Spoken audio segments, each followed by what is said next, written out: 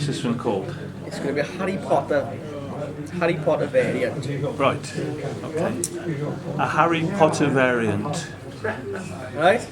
Well, we know the Harry Potter itself is an Ian Barr pattern, but it's a finer version of it, then, should we say. For the last pattern of the night, I'm going to do a bit of a twist on an Ian Barr pattern. It's the Harry Potter is the original name. It's listen up, please, everybody. Nice. Thank you. It's a hopper crossed with a half hog.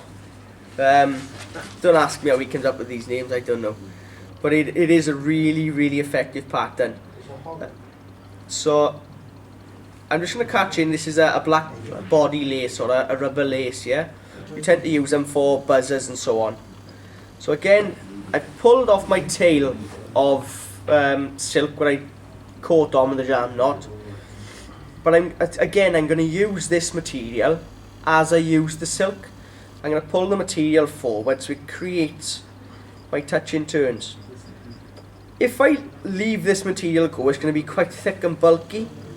So by adding the pressure that I'm using to create my taper in my body, I'm also getting a thinner body also by literally pulling it, same as you would with flexi floss. You sort of tension it as you're tying down.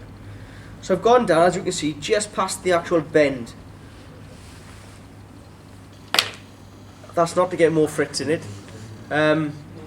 That's to get an actual shape or an extended abdomen in the body.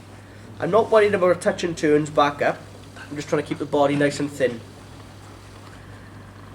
So I'm going to start wrapping the black lace up the body, missing sections. So as though I'm ribbing it. I'm ribbing a black silk body with a black elasticated lace. It's not quite a flexi floss, it's more like a V-rib. There's a flat side and an oval side to this. When it comes to tying flexi floss, I'm sure I've shown this many times. When it comes to tying flexi floss or any sort of elasticated material off, it's good to go round the silk.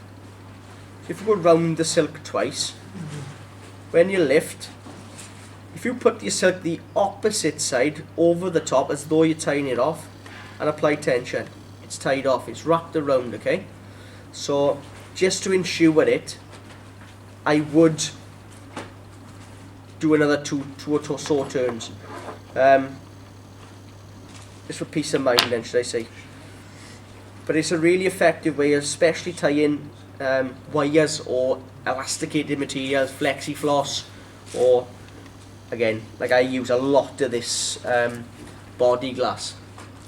I use loads and loads of this body glass, and it comes in loads of different colours. Olives, khaki greens, you name it, you can get it in this particular material. Red is a really good colour for bloodworm and so on. So there's my body. When you see this fly come around, you'll actually see it's really fine, a really fine body with good segmentation.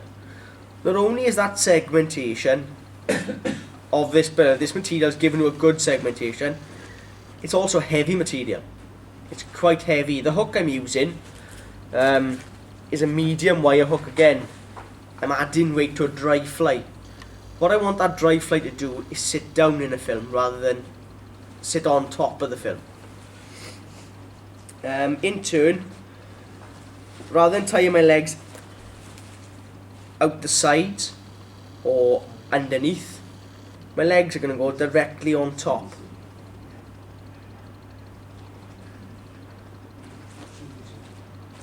Just going to catch a couple of legs in. I'm not one of these kind of people that counts the legs.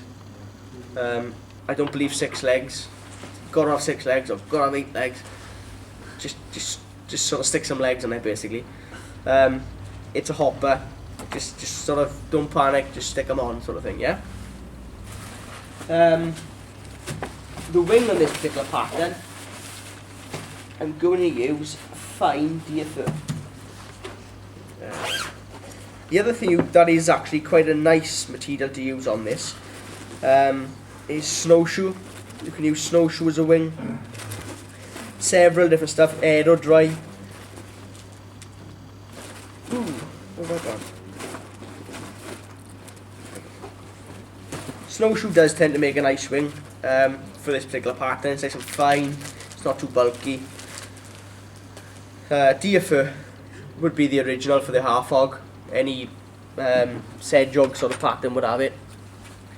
For my own particular patterns, I wouldn't bother stacking it. But for good practice, I'm going to stack it. Yeah, my flies are rough and ready to go normally. If they take me too long to tie, then they don't tend to be worth having. If I lose, then I just end up breaking my heart. So I'm just stick it in the stacker.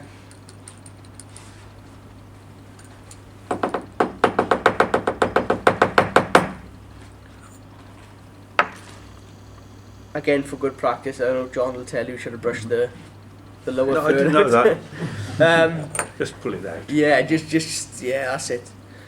At the bottom, we've got a really fine fur, it's like a dew fur. A couple of things you can use to get it out. You can use your dubbing brush. We'll remove it. If you've got dyed deer fur, oranges and so on, especially your olives, your dark olives, and your natural like dun colour deer furs, it's actually good to keep that fur. That fur is really fine. Makes really good dry flies.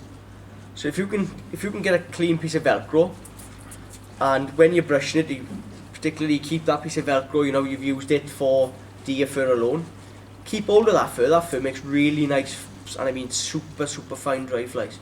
You can get small size and get it really fine. It's like you're caught in silk. It's really good stuff. If you're that trivial to keep it, you know. Bag it, keep it separate. And it is something I have used quite a bit of. So catching it in with a slack turn, another slack turn, and as I go towards the eye, I'm just starting to put the tension on. I wouldn't advise using GSP or any sharp silk material for this. You're just going to end up cutting your deer fur every time. So without leaving it go,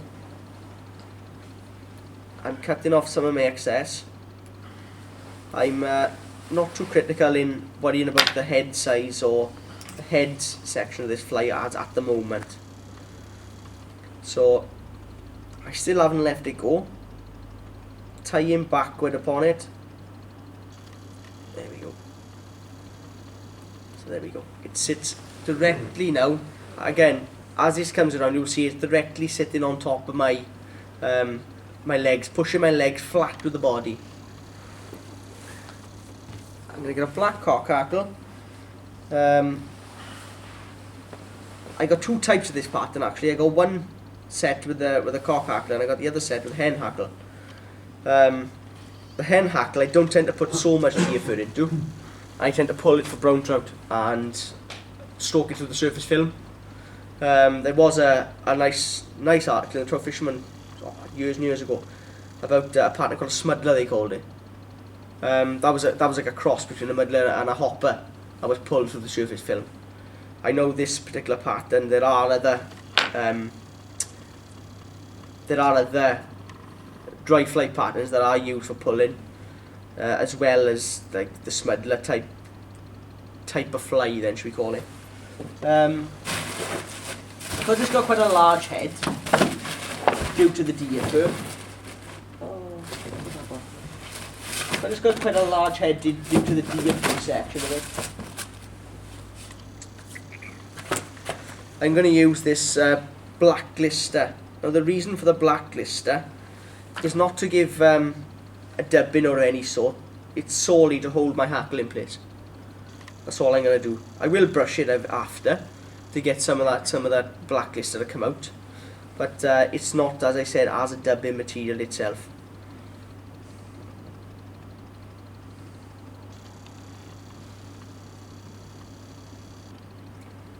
And the deer fur is going to be my buoyant section, so again I'm not so worried about putting too much hackle on this particular dry fly pattern.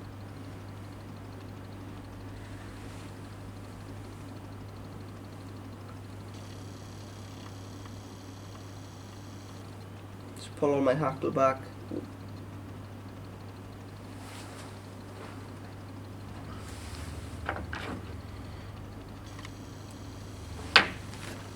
Take off the excess hackle itself. I don't want any more of it, so I've removed it, and whip finish to finish the head of the fly.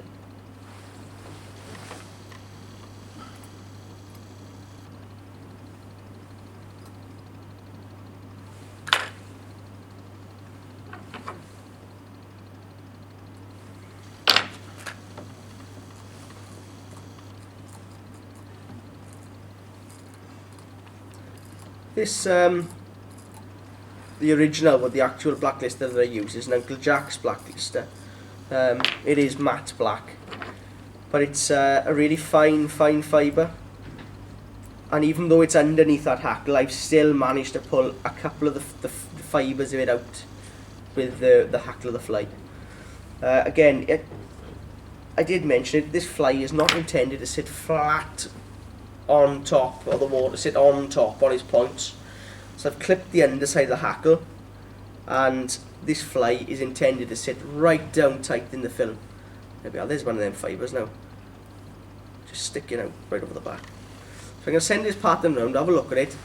Bear in mind that I've used a medium weight hook, more of an emerger style, or a B400 weight medium gauge wire, and this body glass is a heavy material, so it's, when I come to fish this pattern, I gink the top of the hackle, gink the legs would be my buoyant section, and I'd gink the deer in the wing as well.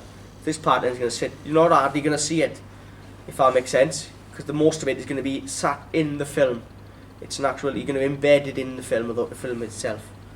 I'm going to send it around, and you'll see that the body is a lot finer than you at first think. Well, it is on the screen anyway. No,